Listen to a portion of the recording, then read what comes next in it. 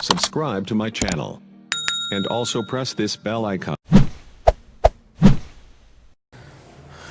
मैं इसके नाज उठाता हूं तो ये ऐसा नहीं करती। मैं इसके नाज उठाता हूं तो ये ऐसा नहीं करती। ये मिट्टी मेरे हाथों को मैला नहीं करती। शहीद देशभक्तों की जमी है ये।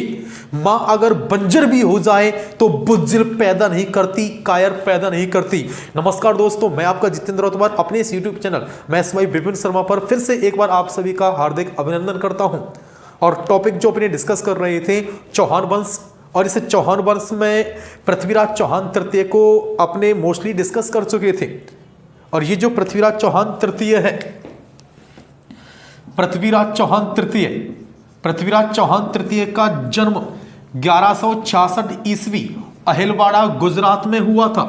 इसी पृथ्वीराज चौहान तृतीय के समय में जो प्रमुख घटनाएं थी वो सभी इससे पहले की वीडियो में हम सभी डिस्कस कर चुके थे। और ये जो पृथ्वीराज चौहान तृतीय है, पृथ्वीराज चौहान तृतीय के द्वारा 1178 ईस्वी में गुड़गांव की लड़ाई लड़ी गई थी। 1182 ईस्वी में महोबा का युद्ध लड़ा गया था, जिसमें इसी पृथ्वीराज चौहान तृतीय ने परवर्ती देव चंदेल को पराजित किया था। और इसी महोबा के युद्ध में सेनापति आल्हा एवं उदल दोनों वीरगति को प्राप्त भी हुए थे। और इसी पृथ्वीराज चौहान तृतीय के जीवन की सबसे बड़ी घटना थी मोहम्मद गौरी का आक्रमण। और उसी सुल्तान मोहम्मद गौरी के द्वारा भारत पर सर्वप्रथम 1175 ईस्वी में मुल्तान पाकिस्तान पर आक्रमण किया गया था। वह 1178 ईस्वी में शहाबुद्दीन शमसुद्दीन मोहम्मद गौरी ने 1178 ईस्वी में गुजरात पर आक्रमण किया था। और मोहम्मद गौरी के आक्रमण के समय गुजरात के शासक भीम द्वितीय थे। भीम द्वितीय एवं मोहम्मद गौरी के मध्य 1178 ईस्वी में युद्ध पाटन नामक स्थान पर हुआ था। और इस पाटन के युद्ध में मोहम्मद गौरी की बुरी तरह से पराजय हुई थी। और पराजित होने के पश्चात ये मोहम्मद गौरी लाहौर होते हुए पंजाब के रास्ते भारत में प्रवेश करता है। और प्रवेश करने के पश्चात भटिंडा के किले पर अपना अधिकार करता है। और ये जो भटिंडा का किला है ये उसी समय दिल्ली एवं अजमेर के संयुक्त शासक पृथ्वीराज चौहान तृतीय के अधिकार क्षेत्र में था। इसी कारणवश इन दोनों महाशक्तियों के मध्य युद्ध होना भी आवश्यक था। और यहां पर पृथ्वीराज चौहान तृतीय व मोहम्मद गौरी के मध्य तराइन नामक स्थान पर दो ऐतिहासिक युद्ध लड़े गए थे, जिसमें तराइन के प्रथम युद्ध में पृथ्वीराज चौहान तृतीय की विजय व सुल्तान मोहम्मद गौरी की पराजय हुई थी। और यहां ये मोहम्मद गौरी पराजित होने के पश्चात अपने प्रतिशोध लेना चाहता था, बदला लेना चाहता था। और यहां पर ये पृथ्वीराज चौहान तृतीय से अपने इस बदले को पूरा करने के उद्देश्य से फिर से तराइन नामक स्थान पर अपनी सेना लेकर के पहुंचता है, जिसे तराइन का द्वितीय युद्ध नाम से जानते हैं। और ये तराइन का द्वितीय युद्ध 1192 ईस्वी को किस किस के मध्य, पृथ्वीराज चौहान तृतीय एवं सुल्तान मोहम्मद गौरी के मध्य लड़ाई लड़ी गई थी, युद्ध हुआ था। और इस युद्ध में मोहम्मद गौरी का साथ कन्नौज के शासक जयचंद गहड़वाल के द्वारा दिया गया था, जो कन्नौज उत्तर प्रदेश का शासक था। तराइन नामक स्थान ये हरियाणा में स्थित है। और इस तराइन के युद्ध में मोहम्मद गौरी एवं पृथ्वीराज चौहान तृतीय इन दोनों की सेनाएं आमने सामने थी। और इसी तराइन के युद्ध में मोहम्मद गौरी के द्वारा एक चाल चली गई थी। इस मोहम्मद गौरी ने पृथ्वीराज चौहान तृतीय के दुश्मन जयचंद गढ़वाल को अपनी सेना लेकर के यहां बुलाया था। और इस जयचंद गढ़वाल ने सुल्तान मोहम्मद गौरी का साथ भी दिया था। आपको बताया कि ये एक राजपूत है। इस राजपूत ने अपने राजपूत भाई पृथ्वीराज चौहान तृतीय का साथ नहीं दिया, बल्कि दुश्मन मोहम्मद गौरी का साथ दिया था। क्यों? तो इसके पीछे जो विशेष कारण माना जाता है, मिलता है, वो कुछ इस प्रकार है। देखिए, एक बड़ा शानदार प्रश्न है। प्रश्न मेरा ये है कि दिल्ली शहर की स्थापना किसने की? दिल्ली शहर के संस्थापक कौन है? एक बार टेक्निकल टीम देखे कि यहाँ तक ये हमारा बोर्ड आ रहा है फिर नहीं आ रहा है। हाँ जी, प्रश्न मेरा ये था कि दिल्ली शहर की स्थापना किसने की? दिल्ली शहर की स्थापना अनंगपाल तोमर के द्वारा की गई थी। दिल्ली शहर किसने बसाया? अनंगपाल तोमर। कुछ महत्वपूर्ण प्रश्न भी हैं, जैसे दिल्ली शहर की स्थापना की थी अनंगपाल तोमर ने, कोलकाता शहर किसने बसाया? जॉब चार्नोक ने। मुंबई शहर की स्थापना किसने की? गोराल्ड ऑगियर ने। मुंबई शहर किसने बसाया? गोराल्ड ऑगियर ने। कोलकाता शहर की स्थापना किसने की? जॉब चार्नोक ने। दिल्ली शहर किसने बसाया? अनंगपाल तोमर ने। और ये जो अनंगपाल तोमर है, इसकी 2 पुत्रियां थी, कोई भी पुत्र नहीं था, केवल 2 पुत्रियां थी। बड़ी पुत्री कर्पूरी देवी व छोटी पुत्री रूपादे थी। और यहां पर इसी अनंगपाल तोमर ने अपनी बड़ी पुत्री कर्पूरी देवी का विवाह अजमेर के शासक सोमेश्वर के साथ व अपनी छोटी पुत्री रूपादे का विवाह कन्नौज के शासक जयपाल गहड़वाल के साथ किया था। यहां कर्पूरी देवी एवं सोमेश्वर से पुत्र पैदा हुआ पृथ्वीराज चौहान तृतीय व जयपाल रूपादे से पुत्र पैदा हुआ जयचंद गहड़वाल। यहां पर ये कर्पूरी देवी का पुत्र पृथ्वीराज चौहान तृतीय व रूपादे का पुत्र जयचंद गहड़वाल था। अब इस दिल्ली के जो उत्तराधिकारी थे वो ये या तो पृथ्वीराज चौहान तृतीय थे या जयचंद गहड़वाल थे, क्योंकि यहां इस दिल्ली की गद्दी पर या कर्पूरी देवी का पुत्र बैठेगा या फिर कह सकते हैं रूपादे का पुत्र बैठेगा। इसलिए ये दोनों आपस में दुश्मनी, इसी दिल्ली की गद्दी को लेकर के ये इन दोनों के मध्य आपस में दुश्मनी थी, मनमुटाव था। इसलिए यहां जयचंद गहड़वाल एवं पृथ्वीराज चौहान तृतीय आपस में एक दूसरे से शत्रुता रखते थे। और यहां पर ये जो जयचंद गहड़वाल है, इस जयचंद गहड़वाल की पुत्री जिसका नाम था संयोगिता, ये संयोगिता एक दिन भ्रमण करने जाती है। कहां? दिल्ली में। इधर ये पृथ्वीराज चौहान तृतीय भी भ्रमण करने गए थे अजमेर से। कहां? दिल्ली में। अब यहां पर पृथ्वीराज चौहान तृतीय ने संयोगिता को देखा और यहां ये पृथ्वीराज चौहान तृतीय संयोगिता को देखते ही पसंद कर लेता है। ऐसा अक्सर लड़कों के साथ होता है, देखते ही पसंद आ जाती है। अब यहां ये पृथ्वीराज चौहान तृतीय संयोगिता से कहना चाहता है लेकिन कह नहीं पाता है, ऐसा अक्सर लड़कों के साथ होता है। अब ये पृथ्वीराज चौहान तृतीय कहने लगे कि बहुत टूटा, बहुत बिखरा, थपेड़े सह नहीं पाया, कि बहुत टूटा, बहुत बिखरा, थपेड़े सह नहीं पाया, मगर हवाओं के इशारों में मैं बह नहीं पाया, कि अधूरा अनसुना ही रह गया यूं प्यार का किस्सा। तो अंतिम पंक्ति थोड़ा माहौल बनाना कि बहुत टूटा, बहुत बिखरा, थपेड़े सह नहीं पाया, मगर हवाओं के इशारों में मैं बह नहीं पाया, कि अधूरा अनसुना ही रह गया यूं प्यार का किस्सा। कभी तुम सुन नहीं पाई, कभी मैं कह नहीं पाया। तो कभी कभी ऐसा होता है, कहना चाहते हैं नहीं कह पाते हैं। लेकिन यहाँ पर ये पृथ्वीराज चौहान तृतीय कहने लगा इस संयुक्ता से कि हम आपको पसंद करते हैं, हम आपके साथ विवाह करना चाहते हैं। ये पृथ्वीराज चौहान तृतीय गलियों में मिलता था संयुक्ता से। संयुक्ता ने समझाया भी था कि गलियों में मत मिला करो, जेल हो जाएगी। लेकिन पृथ्वीराज चौहान तृतीय कहने लगा कि आएंगे तेरी गली में चाहे देर ही क्यों ना हो, कि आएंगे तेरी गली में चाहे देर ही क्यों ना हो, आएंगे तेरी गली में चाहे देर ही क्यों ना हो, करेंगे तुझी से मोहब्बत चाहे जेल ही क्यों ना हो। जेल की चिंता नहीं है लेकिन मोहब्बत आपके साथ ही करनी है। अब यहाँ इन दोनों की बातें प्रारंभ होती हैं। अब नए नए रिश्ता है, नई नई प्रेम कहानी है, बातें प्रारंभ हो जाती हैं। और कुछ समय के बाद इस संयुक्ता को वापस आना पड़ा। कहाँ? कन्नौज के लिए। जुदाई हो गई। ये पृथ्वीराज चौहान तृतीय भी वापस आ गया। कहाँ? अजमेर के लिए। पहले क्या है, जुदाई होती थी, आजकल होते हैं ब्रेकअप, लेकिन पहले जुदाई होती थी। ब्रेकअप प्री प्लान, जुदाई किस्मत का खेल। आपने एक गाना सुना भी होगा कि तू मेरी किस्मत में नहीं शायद, फिर भी मैं तेरा इंतजार करता हूँ, मैं तुझे कल भी प्यार करता था, आज भी प्यार करता हूँ। लेकिन ब्रेकअप पहले से प्लान किया हुआ कि दिल पे पत्थर रख के मुंह पे मेकअप कर लिया और सैया जी से आज मैंने ब्रेकअप कर लिया। अब यहाँ पर जुदाई हो गई। ये वापस अजमेर, यहाँ ये कन्नौज। और ये जो पृथ्वीराज चौहान तृतीय था, नया नया प्रेम, बातें देर रात तक चलती थी। अब जैसे बातें थोड़ी लेट नाइट चलने लगी, यहाँ पर एक दिन जयचंद गहड़वाल ने कॉल कर लिया अपनी पुत्री के लिए। पहले फ़ोन नहीं थे, लेकिन पहले क्या है, कबूतर चलते थे। और एक गाना आपने सुना भी होगा कि जा कबूतर जा, पहले प्यार की दूसरी चिट्ठी तीसरी को दिया। कबूतर पहले बड़े शानदार, बड़े समझदार होते थे। बातें चलने लगी, कॉल कर लिया जयचंद गहड़वाल ने, कॉल चला गया वेटिंग में। और ये दिल के रिश्ते बड़े कमज़ोर होते हैं, कि ये दिल के रिश्ते बड़े कमज़ोर होते हैं। रात को कॉल वेटिंग में आने पर अक्सर टूट जाते हैं। थोड़ा शक हो गया कि पुत्री की कहाँ व्यवस्था चल रही है, कॉल डिटेल निकाली, नाम आया किसका, पृथ्वीराज का। दिमाग खराब हो गया कि जो हमारा सबसे बड़ा शत्रु है, परम शत्रु है, पुत्री वहीं पर व्यवस्था बना के रखी है। दिमाग खराब हो गया, इसलिए पुत्री का विवाह करना अत्यंत आवश्यक था।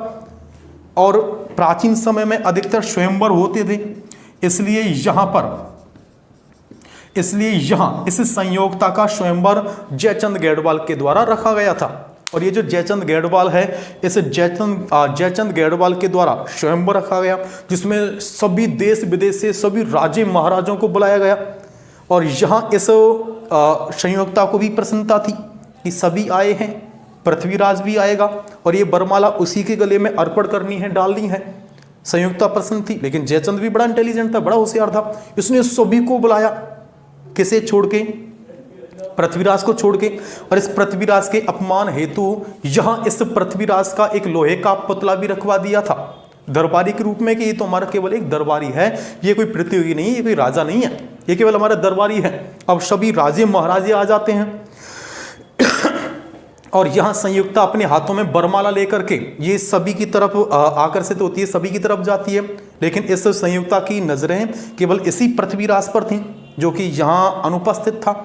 और जैसे इसने देखा कि लोहे की प्रतिमा केवल पृथ्वीराज की है, तो इस संयोगता ने ये बरमाला इस लोहे की प्रतिमा पर अर्पण कर ली, अपना पति स्वीकार कर लिया पृथ्वीराज चौहान तृतीय को। जितने भी राजकुमार आए थे वो सभी गुस्सा हो जाते हैं कि जब आपकी पुत्री की पहले से व्यवस्था चल रही है तो हमें अपमान के लिए बुलाया था, वहां से चले जाते हैं। और जैसे पता चला पृथ्वीराज चौहान तृतीय को, ये पृथ्वीराज चौहान तृतीय अपनी सेना लेकर के आते हैं और संयुक्ता को यहाँ से भगा करके ले जाते हैं।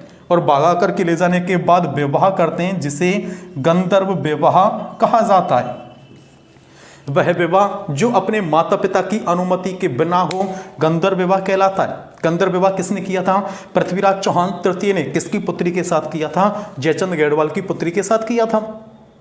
और जयचंद गैडवाल इसी कारणवश पृथ्वीराज से अत्यंत नाराज भी था, और नाराजगी हेतु इस जयचंद गैडवाल ने इस तराइन के द्वितीय युद्ध में मोहम्मद गौरी का साथ दिया था। मोहम्मद गौरी एवं जयचंद गैडवाल ये दोनों तराइन नामक स्थान पर इसी पृथ्वीराज चौहान तृतीय के सामने खड़े थे। यहां मोहम्मद गौरी की सेना 1,20,000 की विशाल सेना थी, वह पृथ्वीराज के पास 80,000 की सेना थी। लेकिन हौसले इसी पृथ्वीराज चौहान तृतीय के बुलंद थे, क्योंकि ये पृथ्वीराज चौहान तृतीय फिर से उसी स्थान पर इतिहास को दोहराने आया था।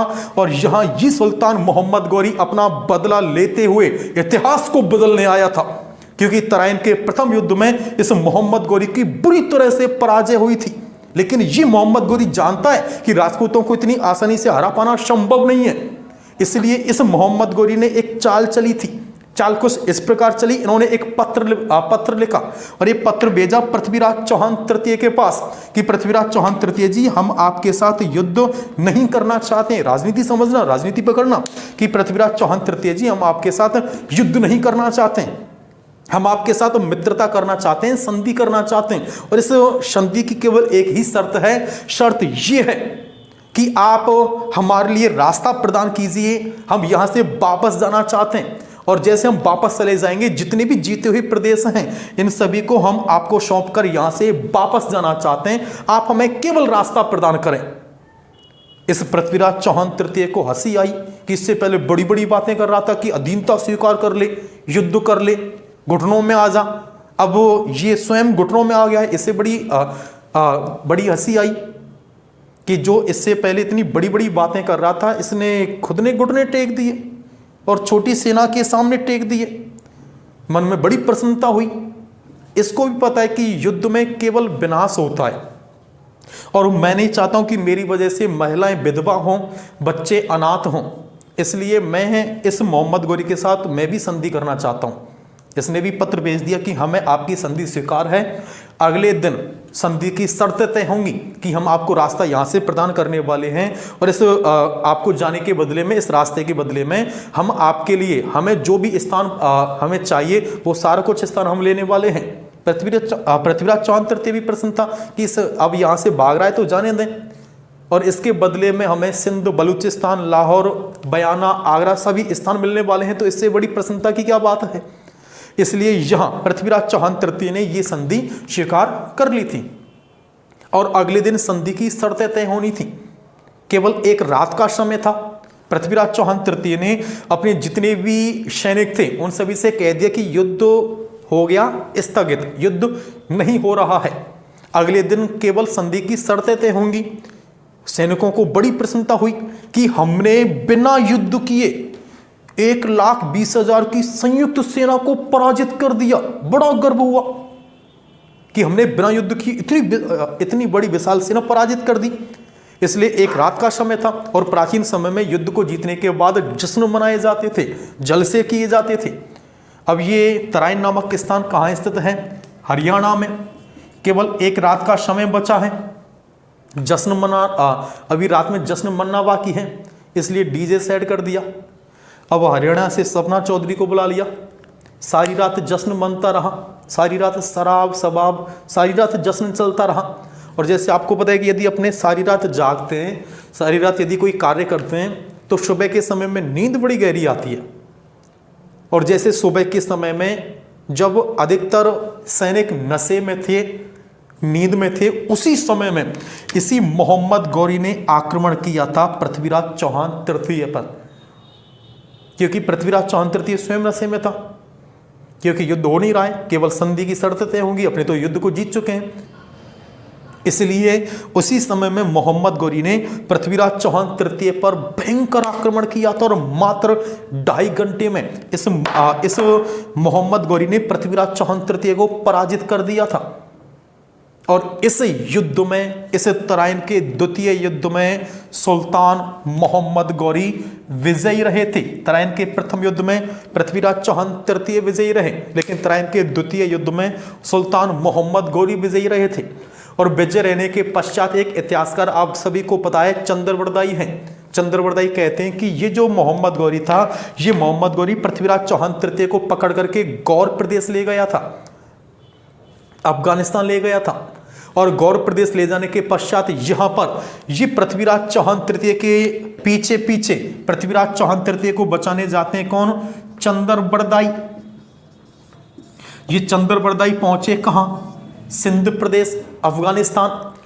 और जैसे यहां पर ये सिंध प्रदेश पहुंचने के बाद चंद्रवरदाई सुल्तान मोहम्मद गौरी से कहने लगे कि ये जो आपका अपराधी है, यह शब्दवेदी बाण चलाना जानता है। अब शब्दवेदी बाण किसे कहते हैं? शब्द को सुनकर के लक्ष्य को भेदना शब्दवेदी बाण कहलाता है। और शब्दवेदी बाण चलाने में केवल भारत के 2 ही ऐसे महापुरुष थे जो निपुण थे। एक मर्यादा पुरुषोत्तम भगवान श्री राम के पिता दशरथ, दूसरे पृथ्वीराज चौहान तृतीय। श्रवण कुमार कांड आपको याद होगा। श्रवण कुमार जो अपने अंधे माता पिताओं को ये यात्रा कराने ले जाता है और यात्रा के दौरान माता पिताओं को प्यास लगती है, वो पानी लेने जाता है, इधर दशरथ शिकार करने आते हैं। और जैसे वो तालाब के किनारे गया, शब्दों को सुन करके दशरथ ने तीर चला दिया, श्रवण कुमार की मृत्यु हो जाती है। और मृत्यु होने के बाद श्रवण कुमार के अंधे माता पिताओं ने दशरथ के लिए श्राप भी दिया। तो वो प्रसंग में नहीं छेड़ रहा हूं, मैं ये कहना चाहता हूं कि एक महापुरुष थे दशरथ और दूसरे थे पृथ्वीराज चौहान तृतीय। मोहम्मद गौरी मुस्कुराए कि ये क्या शब्दवेदी बाण चला सकता है, ये तो संभव ही नहीं है। तब यहां पर ये चंद्रवरदाई कहते हैं कि यदि ये शब्दवेदी बाण चलाने में असफल रहे तो आप जो भी सजा देना चाहें हमें स्वीकार है।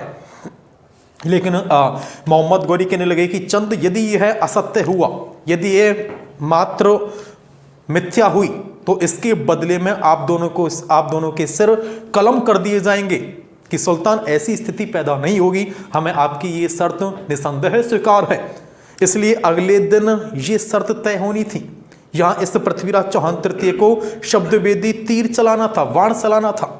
इसलिए यहां एक मैदान तैयार किया गया और इस मैदान पर एक बांस गाड़ा गया और इस बांस पर मोहम्मद गौरी को खड़ा होना था और इससे कुछ दूरी पर पृथ्वीराज चौहान तृतीय एवं चंद्रवरदाई को खड़ा होना था। लेकिन इस प्रतियोगिता के एक दिन पूर्व यहां इस मोहम्मद गौरी ने पृथ्वीराज चौहान तृतीय को अंधा कर दिया था।